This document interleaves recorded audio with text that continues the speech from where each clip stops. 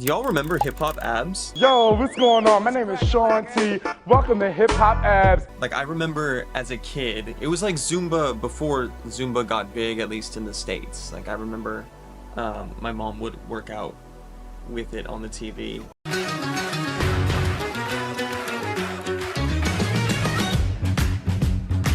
And it was just a bunch of like really hot people. It was this like really hot dude in the front and a bunch of like beautiful women behind him. They were all dancing and sweating, and they had these like low-rise sweatpants on, and with like sweat going down until they're like V-lines, and like little 8 or 10-year-old Keith was like, ah! Like, it was crazy. I remember like the way that impacted what I wanted to wear, right? Because like looking at those people, and at MTV at the time, because we would watch like music videos, and I remember looking at the pants and being like, oh, this is what I want to wear. You want to wear low rise, and I didn't have the words for this at the time, but I wanted to wear low rise because I was like, you want to show off your V-line, you want to show off your abs, you know, hip hop abs, like you're working out so that you can have this stuff to show.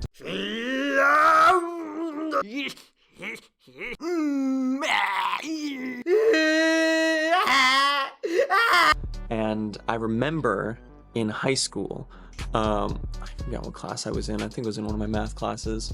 One of the girls around me was talking about, she was wearing high-waisted jeans, and she was talking about it with her friends. And I remember being like I didn't say it to them, but I remember thinking at the time, like, why would you not want to show off your abs?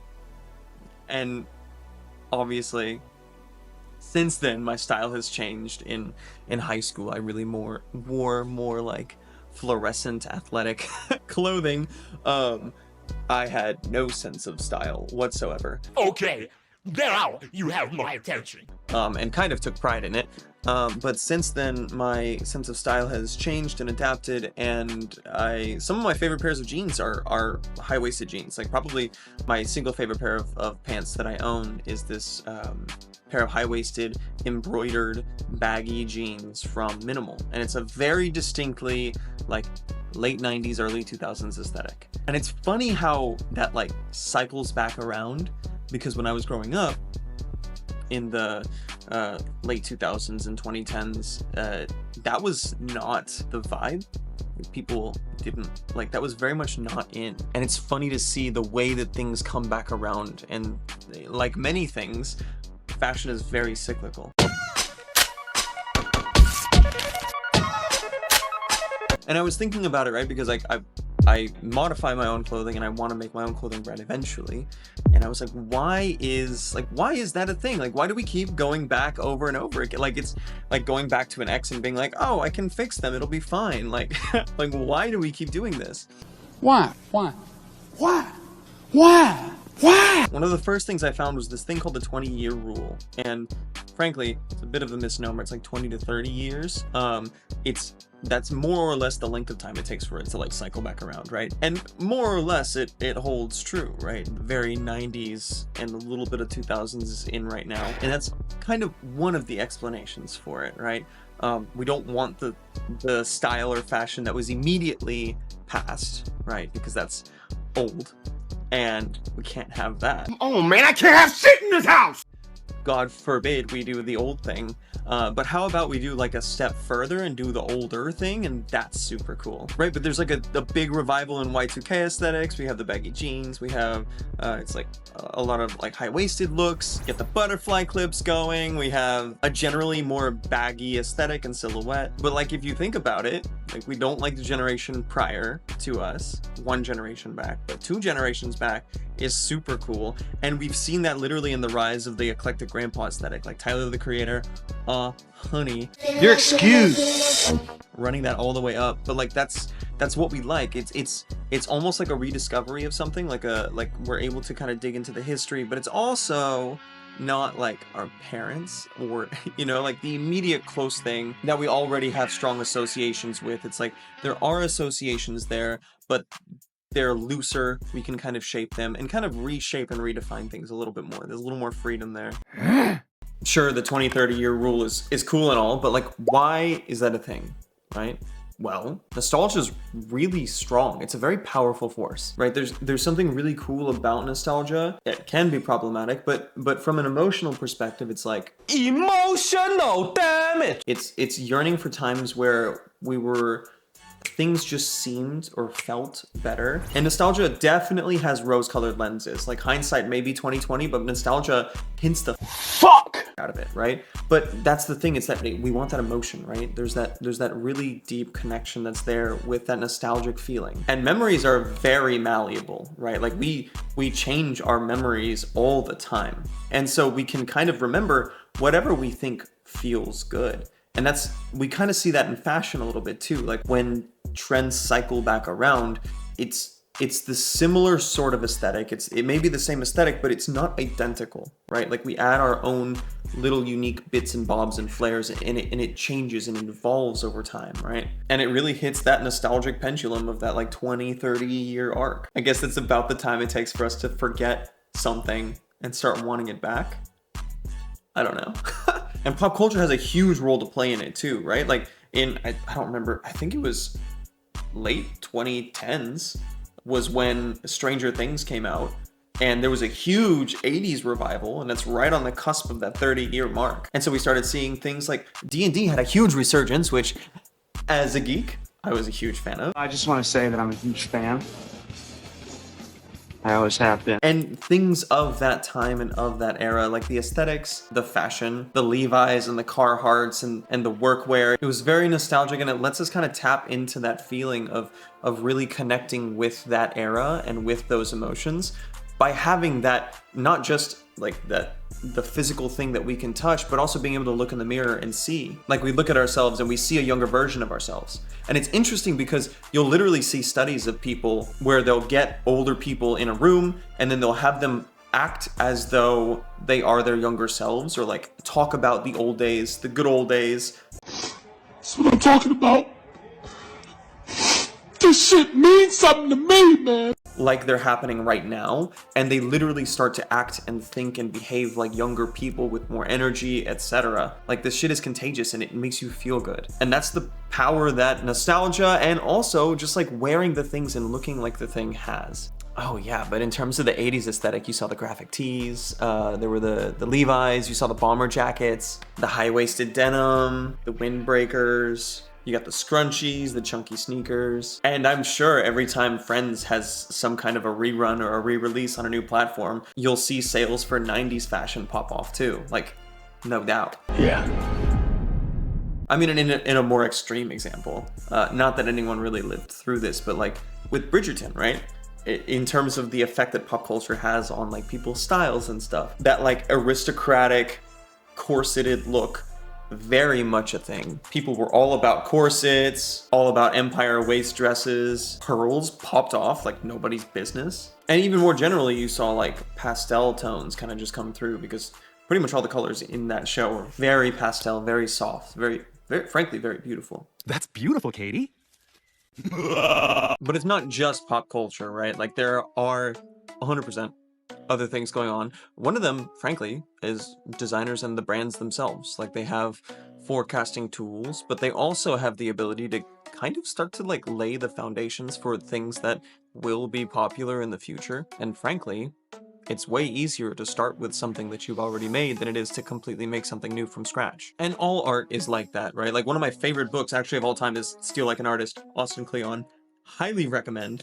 But it talks about how there is no such thing as just making something new from a vacuum. Everything takes inspiration from other things, 100%. And designers will do this all the time, right? Yeah, boy. They'll look back at more historical or archived things, kind of reinterpret that, take an inspiration from that, maybe even try and recreate it, but just add their own little modern twist to it. It's familiar, but there's just enough new to where it's interesting. I really like it when they take the vintage aesthetic and then adapt it with modern technologies. Like, for example, Gucci and Louis Vuitton have been working on and putting out more like 70s style flare pants, but they're doing it with more modern materials and more modern cuts. And frankly, it's probably saving them a lot of time. And from a sustainability perspective, the fact that these cycles, these trends, are cyclical is fantastic, right? Because if you're able to make pieces that you know are going to last for potentially decades, then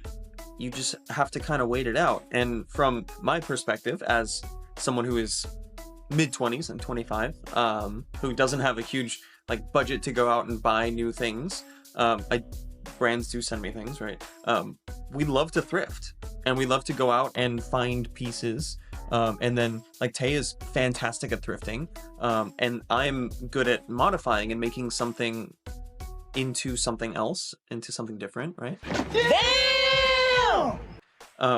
And so one, it's cheaper, which is fantastic from our perspective, and it's not necessarily cheaper in the sense of like, it doesn't necessarily mean that the garment was produced cheaply, so you can find really good pieces for relatively cheap.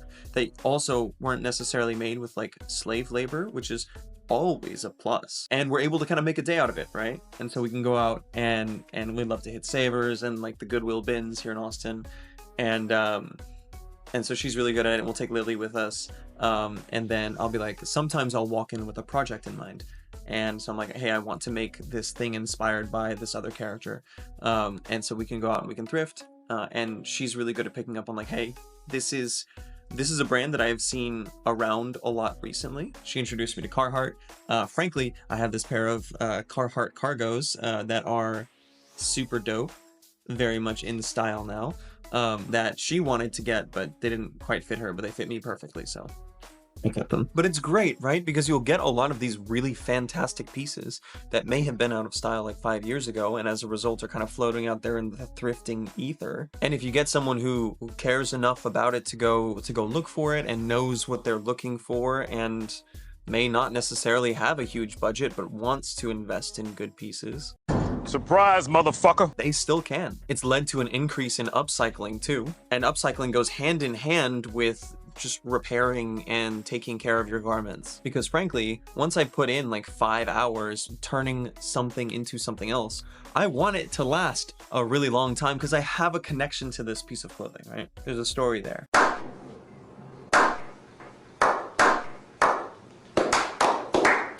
And then what's cool is we can take our thrifted finds or like upcycled or whatever, and then we can post them online and share them with a bunch of people, and that speeds the adoption of that trend or that style. Yeah, dude, socials and just technology in general, but especially social media, definitely has a big role to play in the cyclical nature of fashion as well. And it's funny because for my MHA fans out there, my Hero Academia fans, in that show they have something called the quirk singularity. So they have superpowers, they're called quirks. Basically, every generation the quirks are getting stronger and stronger until they're getting to the point, the quirk singularity is the theoretical point where it's like, oh, they're so powerful that it's like it becomes a massive problem that you can't really deal with it.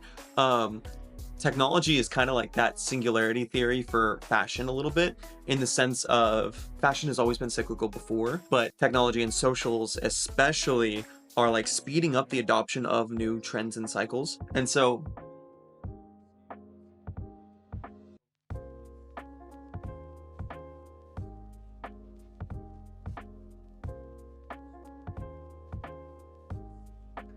niches Stop it.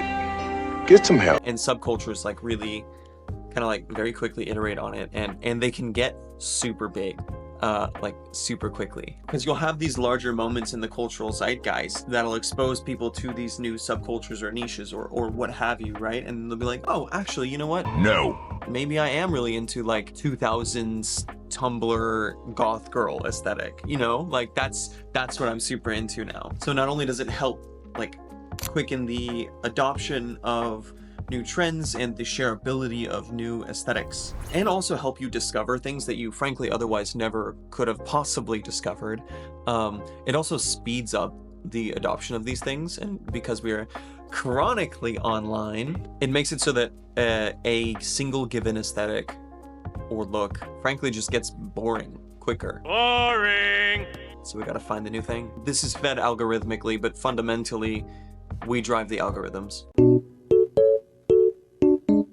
Music genres also have a huge impact on fashion and the cyclical nature of it, and frankly, like the staying power of a specific fashion or aesthetic too. And it kind of goes hand in hand with celebrity style, because a lot of artists are celebrities. But as the popularity of a music or music style will like wax and wane, you'll see the like associated fashion that goes with it kind of come in and out of style too. Rap. That's what I'm talking about!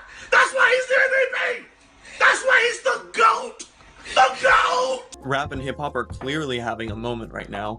Kendrick Lamar literally just played at the Super Bowl.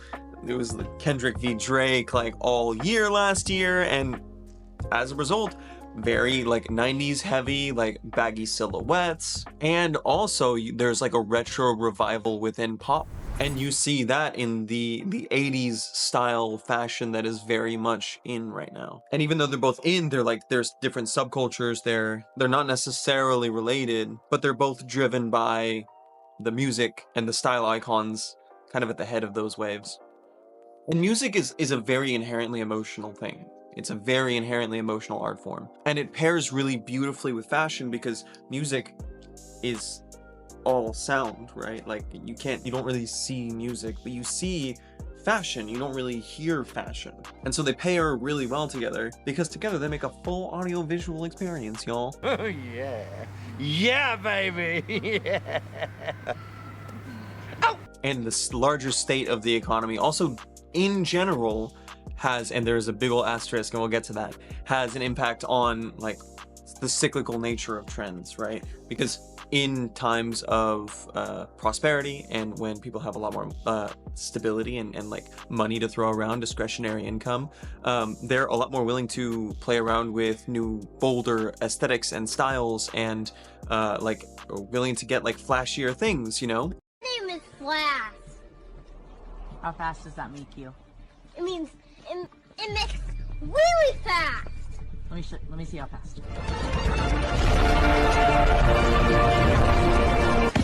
Oh! And so they'll draw inspiration from periods where there was more economic stability and prosperity, where the styles were flashier and people were trying new and different things. And typically, when you have an economic period where things are slower and it's like people are struggling, there is more of a focus on versatile pieces and timeless classics, things that are going to last a really long time, investment pieces that are going to stick around for a really long time and can be worn in a variety of different scenarios, because you really want this one article of clothing to stretch further. Now, the major asterisk is with the rise of fast fashion.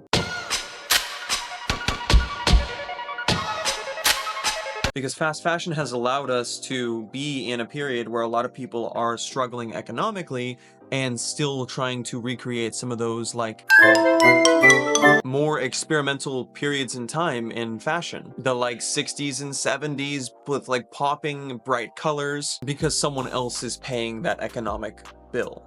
Right? It's the biggest piece of dog shit. We can afford to get a bunch of like shitty pieces from Shein that are like $10, $20 a piece, and if they don't work, they don't work, and we can throw it away because they'll probably fall apart anyway, and because at the end of the day, the person making the garment is really the one paying the toll. It's likely some mom in Bangladesh who's getting paid less than $1. And the environment is also paying that bill, because these things aren't built to last. Cheap clothing doesn't come free.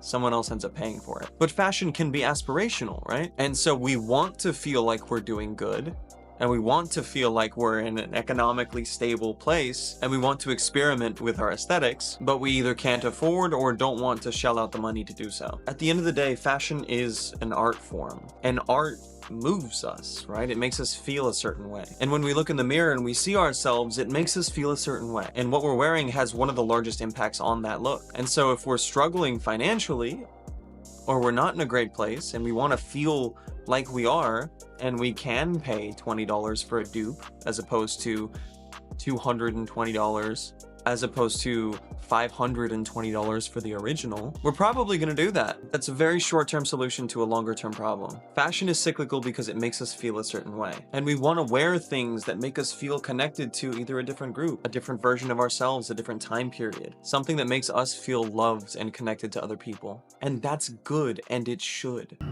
Goo goo gaga. We just need to make sure that in our desire to feel loved ourselves, that we're not hurting other people on the way.